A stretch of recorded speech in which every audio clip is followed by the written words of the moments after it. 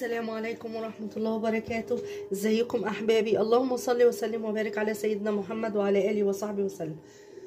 ان شاء الله النهارده هنعمل مع بعض اكله جميله، وهي اسمها جميله وبتدفي جدا جدا في الشتاء، واكله اقتصاديه على قد الايد.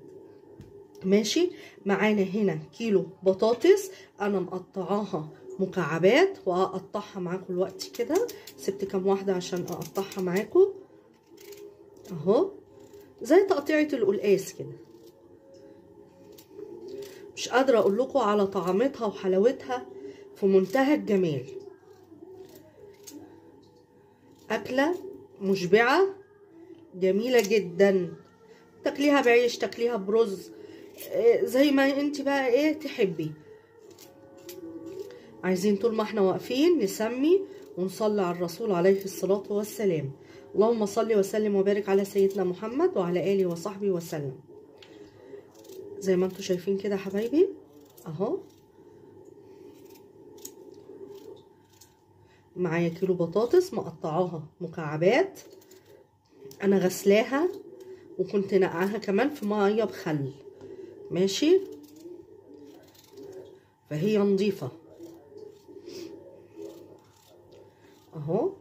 سبحان الله وبحمده، سبحان الله العظيم، سبحان الله وبحمده، سبحان الله العظيم. خلاص كده خلصناها. هنقول بقى المقادير وهنقول هنعمل ايه. معانا حله على البوتاجاز فيها معلقه زبده او معلقه زيت اللي يريحك. ماشي، الكيلو البطاطس معايا هنا 4-5 فصوص توم مفرومين، فلفل اسمر، مرقه ماجي، كمون حبه صغيره بس عشان ما تمررش، والملح انا مش هحطه دلوقتي، انا هحطه لما الاكل يستوي خلاص. ومعايا هنا لحمه مفرومه انا عاملاها كفته يعني كور. ماشي، دي بقيه الربع كيلو اللي انا عملته عملنا بيه البانيه الكفته. ماشي، انا ما كنتش عملته كله، يعني انا عملت منه بانيه طلع 18 قطعه، فانا ايه خدت منهم 4 قطع بالظبط وعملتهم كفته. ماشي، هنروح بقى على البوتاجاز وهنشوف هنعمل ايه.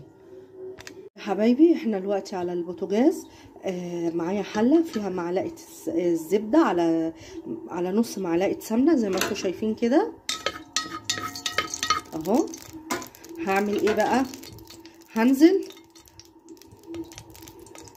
بالثوم المفروم. ماشي، زي ما انتم شايفين كده.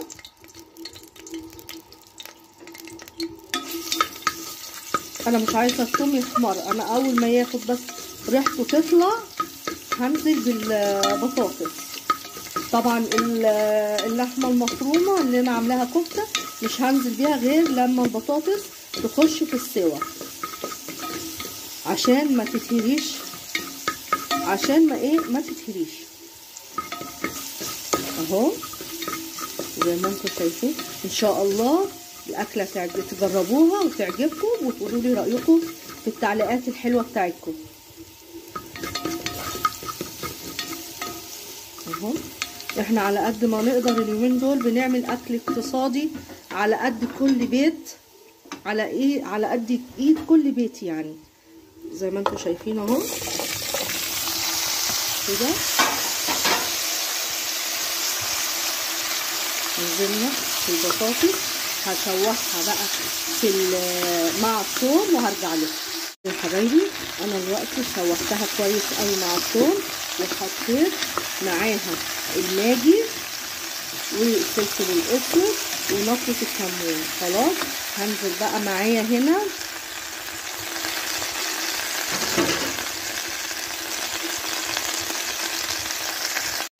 اهو يا حبايبي زي ما انتم شايفين. خلاص معايا عصير طماطم هنزل بيه على البطاطس، واول ما البطاطس تبتدي تخش في السوا هنزل بالكفته وارجع لكم تاني اهو يا حبايبي. البطاطس خلاص دخلت في السوا، اللون ده من البنجر، انا بحب احط على القوطه بنجر وانا بعصرها عشان بتدي قيمه غذائيه وكده، عشان قيمه غذائيه وفيتامينات وكل حاجه بتزود القيمه الغذائيه عشان خاطر الاولاد اللي عندهم انيميا او فقر دم. كده هنزل بقى بالكفته اهو زي ما انتم شايفين. خلاص هي كده البطاطس دخلت على السوا. هنزل بالكفته زي ما انتم شايفين كده. اخلص بقى وارجع اهو يا حبايبي. وخلصنا خلاص الاكل. ادي البطاطس والكفته، وعملنا جنبيها قوطه مخلله ورز محمر. هنشوف دلوقتي. بصوا البطاطس بسم الله ما شاء الله، الكميه تكفي 4 افراد او 5 كمان. كل واحد هياخد، انا عامله 12 كوره، يعني كل واحد لو 4 تنفار كل واحد هياخد 3. لو 5 تنفار يبقى يعني هيقسموها على بعض. بصوا البطاطس بسم الله ما شاء الله مستويه وزي الفل. وادي الكفته اهي بسم الله ما شاء الله، اللهم بارك. عملنا من ربع كيلو اللحمه المفرومه اللي احنا جبناها، عملنا منها 3 طقات الكفته الحاتي. اللهم صل على النبي.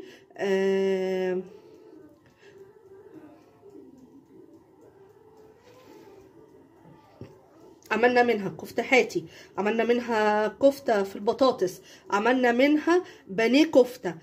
ان شاء الله تعجبكم الوصفات، تعجبكم وتقولوا لي رايكم في التعليقات الحلوه بتاعتكم. ما تنسوناش من لايك والشير والاشتراك وتفعيل الجرس ليصلكم من قناتي كل جديد، فضلا وليس امرا احبابي. اللهم صل وسلم وبارك على سيدنا محمد وعلى اله وصحبه وسلم. السلام عليكم ورحمه الله وبركاته.